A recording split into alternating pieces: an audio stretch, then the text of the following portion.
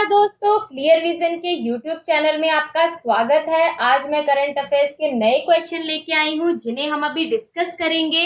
पर उससे पहले आप हमारे चैनल को लाइक और सब्सक्राइब जरूर कीजिए दोस्तों, और इस वीडियो को ज्यादा से ज्यादा लोगों के साथ शेयर कीजिए। नीचे दिए गए बेल आइकन को भी प्रेस कर दीजिए ताकि जैसे ही हमारा नया वीडियो अपलोड हो आपके पास नोटिफिकेशन आ जाए। तो दोस्तों, कल मैंने आपसे क्वेश्चन ऑफ द डे में पूछा था, वंदे भारत मिशन के तहत अब तक कुल कितने भारतीय स्वदेश लाए जा चुके हैं। इसमें करेक्शन है, भारतीय की जगह आप प्रदेशवासी या फिर राजस्थानी लिख सकते हो। तो इसका सही आंसर है ऑप्शन बी 158। कुल 158 राजस्थानी स्वदेश लाए जा चुके हैं, जिनमें से 136 अहमदाबाद और नई दिल्ली के एयरपोर्ट पर उतरे हैं। बाकी इंदौर, कोच्चि, चेन्नई और मुंबई के एयरपोर्टों से आए हैं। बता दूं दोस्तों, ये लोग 14 दिन तक अब क्वारंटीन यानी कि आइसोलेशन में रखे जाएंगे। विदेश मंत्रालय ने 22 मई से राजस्थान के हवाई अड्डों पर भी उड़ानें शेड्यूल की हैं, जिनमें लंदन और फिलीपींस से जयपुर एयरपोर्ट पर उड़ानें आने की संभावना है।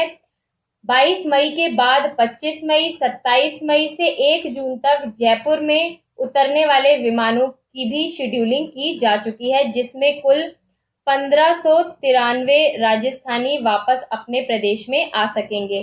साथ ही साथ सरकार ने जयपुर, जोधपुर, जैसलमेर, बीकानेर और उदयपुर के कलेक्टरों को क्वारंटीन के लिए होटल और संस्थानों की व्यवस्था करने के लिए भी कहा है। तो आज का क्वेश्चन ऑफ द डे है, 19 मई को किस चक्रवर्ती सम्राट की जयंती मनाई जाती है।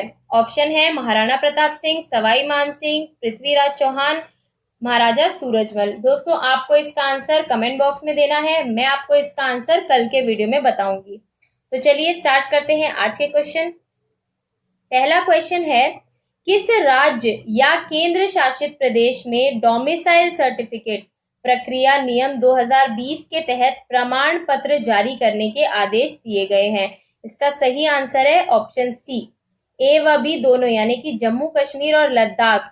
यहाँ के प्रशासन ने आदिवास प्रमाण पत्र, डोमिसाइल प्रमाण पत्र जो होता है उसे प्रदान करने के नियम जारी किए हैं। जम्मू कश्मीर सिविल सेवा अधिनियम 2010 के एक संशोधन के माध्यम से डोमिसाइल सर्टिफिकेट 2020 जम्मू कश्मीर अनुदान प्रदान किया गया है। बता दूं दोस्तों, यदि किसी व्यक्ति का डोमिसाइल सर्टिफिकेट बनाने में देरी की जा रही है तो जो भी प्राधिकरण होगा उसे 50,000 रुपए का जुर्माना देना पड़ेगा। साथ ही साथ जुर्माना अपीलीय प्राधिकारी द्वारा लगाया जाएगा और ये उस अधिकारी के वेतन से वसूला जाएगा। जो व्यक्ति प्रमाण पत्र के लिए जो भी आवेदन करेगा उसके 7 दिन के अंदर उसे डोमिसाइल सर्टिफिकेट जारी कराना जरूरी होगा। 31 मार्च 2020 को भारत सरकार ने जम्मू कश्मीर पुनर्गठन आदेश जारी किया, जिसके अनुसार वहां के व्यक्तियों को वहां का डोमिसाइल घोषित किया गया है। वह व्यक्ति जो वहां पर 15 साल की अवधि से या तो रह रहा हो या फिर 15 साल की अवधि के लिए वहां के किसी स्कूल या किसी भी संस्थान में उसने अध्ययन किया हो या कक्षा 10 या 12वीं के भी पेपर उसने जम्मू कश्मीर राज्य में ही रहकर दिए हो, वह वहां का डोमिसाइल माना जाएगा। ये इस नियम के तहत बताया गया है। चलिए नेक्स्ट क्वेश्चन देखते हैं। हेंको किस देश से संबंधित है। इसका सही आंसर है ऑप्शन बी, जापान। हेंको जापान देश की एक व्यक्तिगत मोहर है, मोहर जिसे हम कहते हैं मुहर है। यह अन्य देशों में हस्ताक्षर सिग्नेचर के बराबर है। ये एक मुहर है जापान की, पर्सनल, खुद की, व्यक्तिगत। कोविड-19 की अवधि के बाद इस परंपरा की आलोचना की जा रही है। ये जापान में घरेलू संस्कृति के चलते इसका उपयोग किया जा रहा है।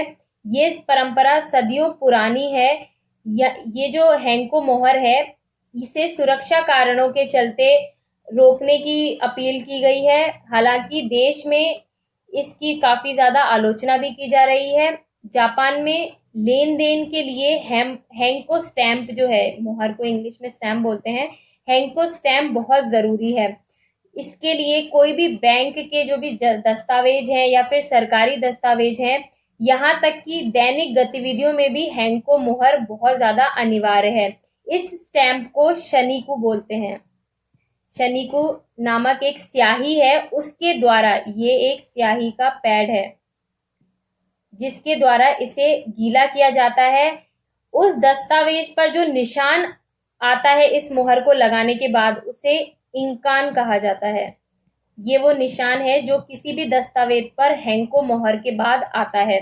हैंको का उपयोग लगभग 2 शताब्दी पुराना है और इसका उपयोग उन व्यक्ति की पहचान करने के लिए किया जाता था जो सरकारी एजेंसियों में शामिल है, क्योंकि जो व्यक्ति सरकारी एजेंसी में शामिल होगा वो हस्ताक्षर की जगह इस हैंको मोहर का इस्तेमाल करेगा। पर क्योंकि कोरोना के चलते इस मोहर से भी वायरस फैल सकता है, इसलिए इसकी काफी ज्यादा आलोचना की जा रही है। नेक्स्ट क्वेश्चन देखते हैं।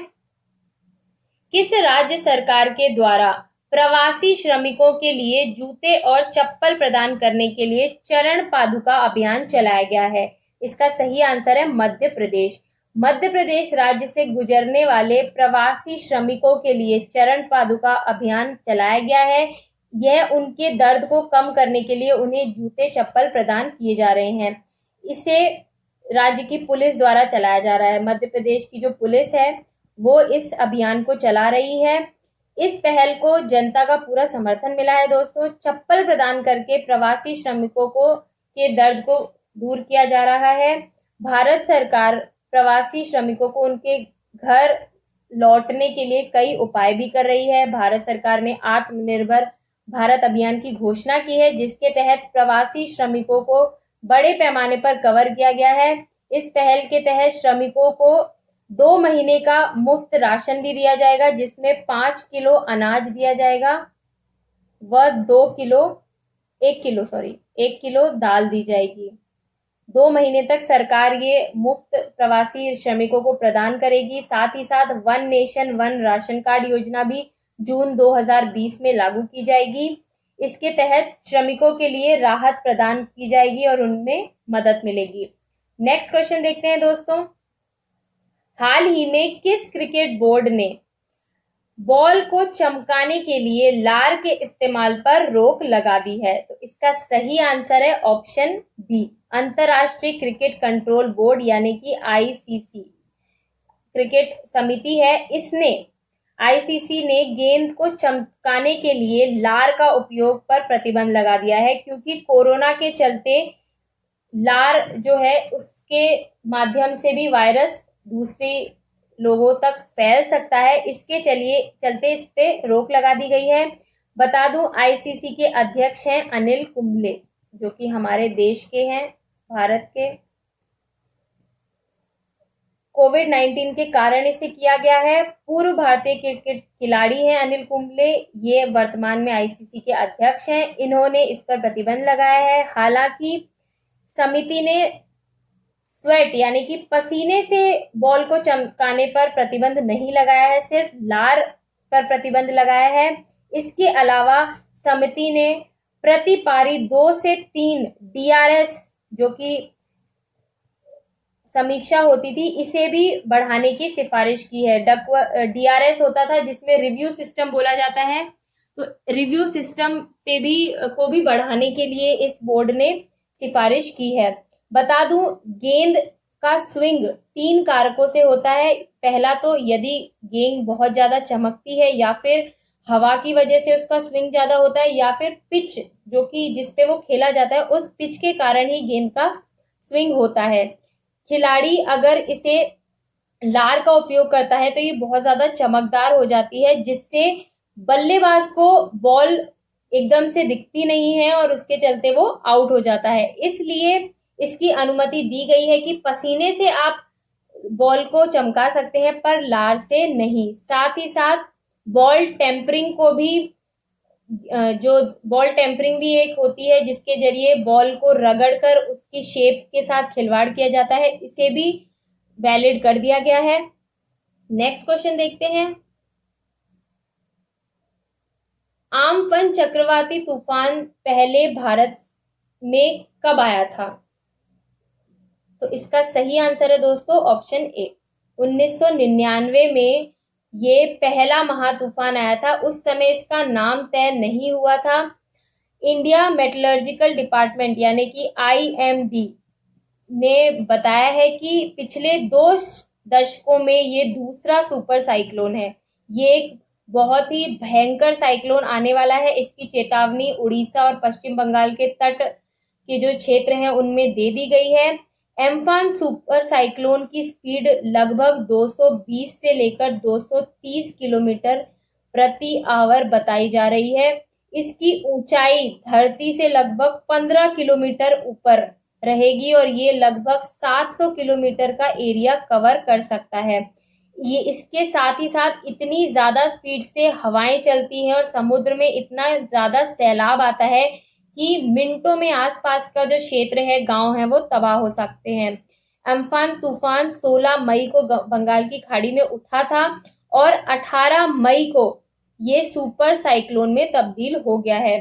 20 मई यानी कि आज दोपहर से शाम के बीच इसे सुंदरबन हटिया द्वीप के बीच टकराने का अनुमान जो है सरकार ने बताया है। इसके दौरान इसकी स्पीड भी लगभग 195 किलोमीटर प्रति घंटा बताई जा रही है। तो ये बहुत ही तेज तूफान है जो आने वाला है। इसके चलते सरकार ने भी कई टीमों को तटों के एरियो पर तैनात कर दिया है ताकि हानि को रोका जा सके।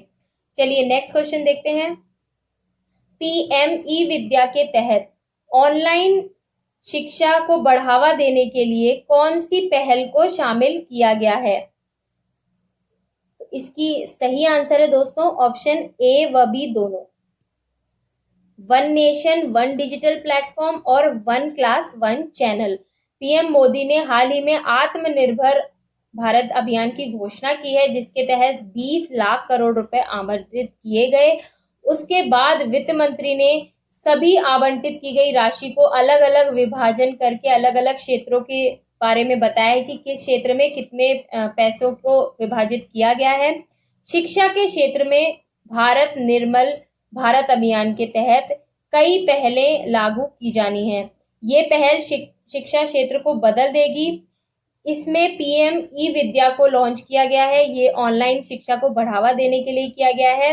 यह शिक्षा बहु मोड पहुंच को भी बढ़ाएगी यानी कि मल्टी मोड पहुंच को भी बढ़ाएगी। इसमें एक तो one nation one digital platform और दूसरा वन क्लास वन चैनल, ये दोनों पहले शामिल हैं।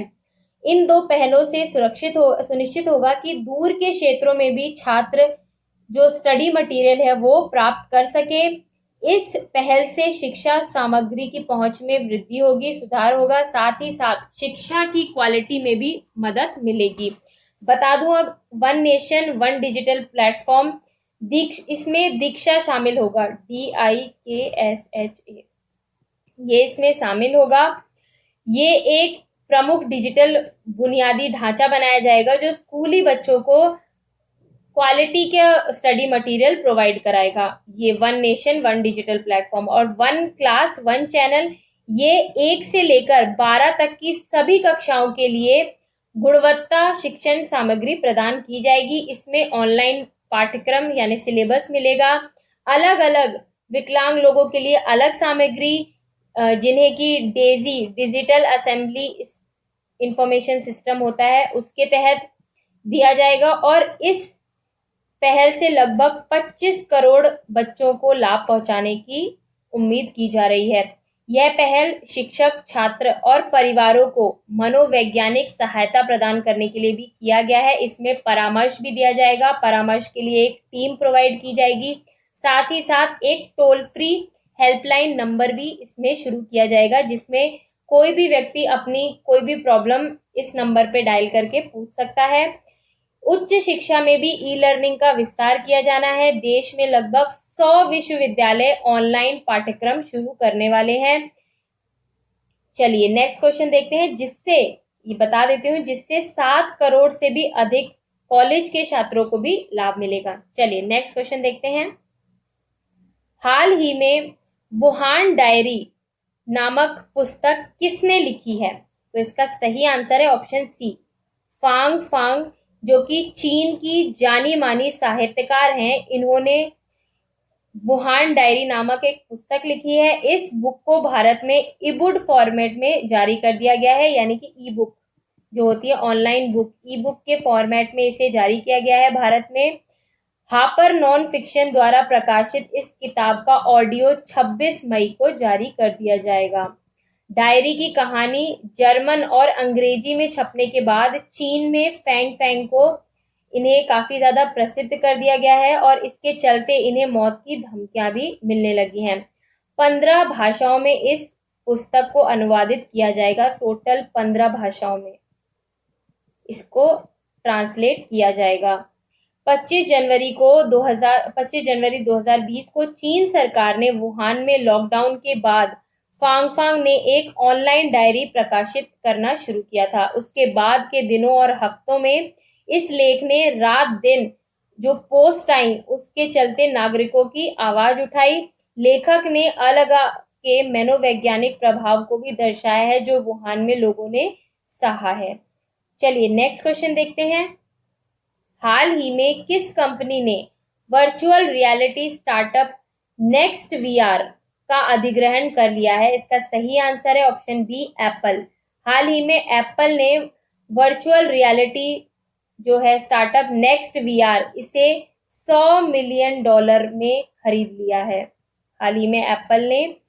तो ये एप्पल की तीसरी अधिग्रहण हो गया, तीसरा। इससे पहले 2 कंपनियों का अधिग्रहण एप्पल कर चुका है, ये तीसरा अधिग्रहण है जो इस साल एप्पल ने किया है। बता दूं दोस्तों, एप्पल की स्थापना 1 अप्रैल 1976 में की गई थी। इसका हेडक्वार्टर है कुपर्टिनो, कैलिफोर्निया, यूनाइटेड स्टेट में इसका हेडक्वार्टर है। नेक्स्ट वीआर है, इसकी स्थापना 2009 में की गई थी और इसका हेडक्वार्टर न्यूपोर्ट बीच यूएस में इसका हेडक्वार्टर था। अब इसका अधिग्रहण एप्पल द्वारा कर लिया गया है। नेक्स्ट क्वेश्चन देखते हैं। किस राज्य के मुख्यमंत्री ने लॉकडाउन में 4 राज्य गुजरात, महाराष्ट्र, केरल और तमिलनाडु के लोगों के प्रवेश पर प्रतिबंध लगा दिया है? इसका सही आंसर है ऑप्शन ए, कर्नाटक। कर्नाटक राज्य के मुख्यमंत्री ने इन 4 राज्यों के लोगों के आने पर प्रतिबंध लगा दिया है। कर्नाटक सरकार ने राज्य में सरकारी और निजी बसों के संचालन की इजाजत दी है। साथ ही साथ राज्य के भीतर ट्रेनों के संचालन को भी मंजूरी दी है, पर यह भी कहा है कि इन 4 राज्यों से यदि कोई व्यक्ति आता है तो उसे राज्य में प्रवेश नहीं मिलेगा। मुख्यमंत्री ने बताया है कि बस में केवल 30 यात्रियों के ट्रैवल की इजाजत दी जाएगी। साथ ही साथ मास्क भी लगाना अनिवार्य होगा। सामाजिक दूरी यानी कि सोशल डिस्टेंसिंग का पालन करना भी जरूरी होगा। साथ ही साथ बस का किराया नहीं बढ़ाया जाएगा। कर्नाटक के जो मुख्यमंत्री हैं वो हैं BS येदियुरप्पा। इन्होंने ये घोषणा की है।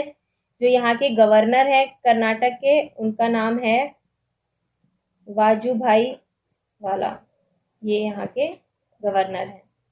नेक्स्ट क्वेश्चन देखते हैं। ICGS सचेत पोत को किस संगठन ने तैनात किया है? तो इसका सही आंसर है भारतीय तट रक्षक बल, यानी ऑप्शन सी। इसकी ये जो ICGS पोत है, इसकी लंबाई बता दूं दोस्तों, 105 मीटर इसकी लंबाई है और 2350 टन भार ले जाने में ये पोत सक्षम है। नेक्स्ट क्वेश्चन देखते हैं। हाल ही में कोरोना वॉरियर्स को ग्रीटिंग कार्ड भेजने वाली किस भारतवंशी छात्रा को अमेरिकी राष्ट्रपति द्वारा सम्मानित किया गया? इसका सही आंसर है ऑप्शन ए, श्रव्या, जो कि 10 साल की बच्ची है, जो गर्ल स्काउट भारतवंशी छात्रा है। इसके द्वारा बनाए गए ग्रीटिंग कार्ड जो कि कोरोना वायरस को भेजे जा रहे हैं, उसके चलते इसे अमेरिकी राष्ट्रपति डोनाल्ड ट्रंप ने सम्मानित किया है। नेक्स्ट क्वेश्चन देखते हैं। भारत में कोरोना संक्रमितों की संख्या 1 लाख कितने दिनों में पहुंची है? तो इसका सही आंसर है दोस्तों ऑप्शन बी, 110 दिन में टोटल भारत में 1 लाख कोरोना संक्रमित व्यक्ति हो चुके हैं। बता दूं, अमेरिका में 1 लाख का आंकड़ा 67 दिनों में पूरा कर लिया गया था। साथ ही साथ यूके में 78 दिनों में ये आंकड़ा पार हो गया था।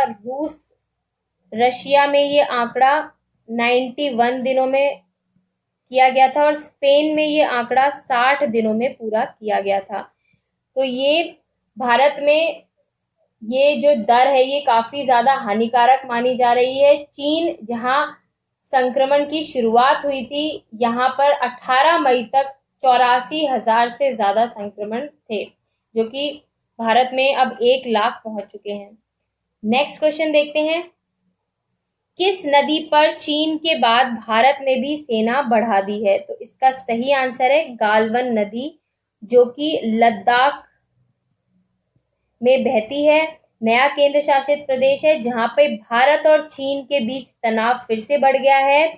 इस नदी के किनारे चीनी सैनिकों की जो संख्या है वो बढ़ चुकी है, जिसके चलते भारत ने भी अपने सैनिकों की संख्या बढ़ा दी है।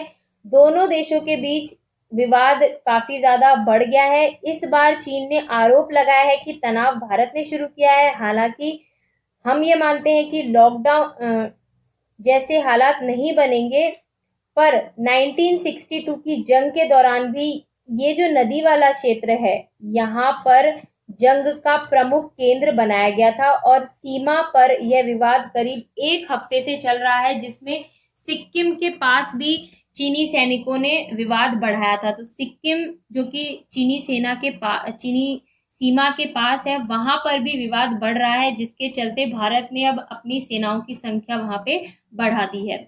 नेक्स्ट क्वेश्चन देखते हैं। हाल ही में लोगों के भारी विरोध के कारण किस सोशल ऐप की रेटिंग में भारी गिरावट हुई है? तो इसका सही आंसर है टिकटॉक। हाल ही में टिकटॉक पर, जो कि एक म्यूजिक ऐप है जिसमें लोग वीडियो बना के अपलोड करते हैं, इस ऐप की रेटिंग 4.5 से गिरकर 2 हो गई है। यानी कि जो स्टार देते हैं, 5 स्टार रेटिंग मिलती है प्ले स्टोर पे, पहले इसे 4.5 रेटिंग मिली हुई थी, अब इसकी रेटिंग 2 स्टार रह गई है। ये गिरावट लोगों के विरोध के चलते हुई है। बता दूं, टिकटॉक एक चीनी ऐप है। ये विरोध तब हुआ है जब हाल ही में एक वीडियो यूट्यूब वर्सेस टिकटॉक जारी किया गया था, जिसके बाद से लोगों ने इस ऐप का बहिष्कार करना शुरू कर दिया था, जिसके चलते 2-3 दिन में ही इसकी जो गिरावट है, ऐप के स्टारों की गिरावट, ये 4.5 से 2 रह गई है। नेक्स्ट क्वेश्चन देखते हैं। Corona warrior open non playing badminton championship के फाइनल ऑनलाइन क्विज मुकाबले में महिला वर्ग का स्वर्ण पदक किसने जीता है? इसका सही आंसर है मोलिका माथुर। हाल ही में corona warrior open non playing badminton championship का फाइनल आयोजित किया गया। Chairman retired justice NK Jain हैं, जिन्होंने बताया कि एकत्रित जितनी भी राशि होगी, लगभग 1 लाख रुपए की राशि एकत्रित की गई है, जिससे मास्क और जितनी भी नगद और खाने की सामग्री है ये सब बांटी गई है। इसकी जो राशि है उस राशि को एकत्र करके इसमें महिला वर्ग का स्वर्ण पदक मोलिका माथुर को मिला है। साथ ही साथ जूनियर लड़कियों में स्वर्ण पदक मिला है वंशिका छिब्बा को। अंडर 10 लड़कियों में राजस्थान में सौम्या भटनागर व बीकानेर की अनुप्रिया को मेडल मिला है। तो दोस्तों, आज के क्वेश्चन यही खत्म होते हैं। कल आपसे फिर मुलाकात होगी नए क्वेश्चंस के साथ। तब तक हमारे वीडियो को ज्यादा से ज्यादा शेयर कीजिए और टेलीग्राम ग्रुप पे हमारा चैनल है क्लियर विजन जयपुर, उसे ज्वाइन कीजिए। वहां पे आपको PDF के अलावा टेस्ट सीरीज भी अवेलेबल है, ताकि आप घर रह के ही तैयारी कर सकें। तब तक दोस्तों, घर पे रहिए।